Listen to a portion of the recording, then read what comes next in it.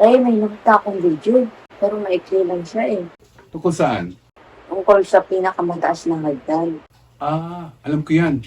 Yan ba yung matatagpuan sa Nissan Mountain? Hindi, Tay. Ha? Yun ang pinakamataas sa akin sa Guinness Book of Records, ha? 11,600 plus steps yata yun. 674 something. Ay, teka, mali yata ako. Anyways, pero mataas din siya. At may 6,600 steps siya. Ang name niya ay Mount Kai na nasa China. Wow, ang tarik niya na. Grabe na, Tay.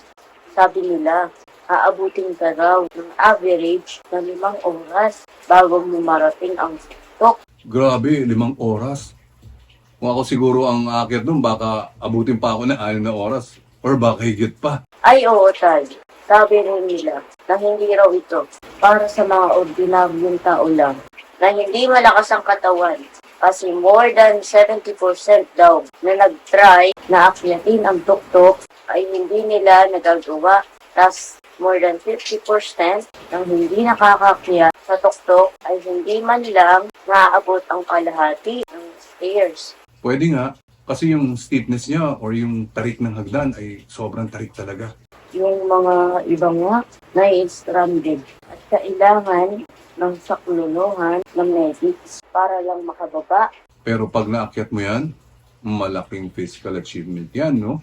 Oo, Tay, napakaganda ang view sa taas. Kasi nasa itaas ka na ng mga ulap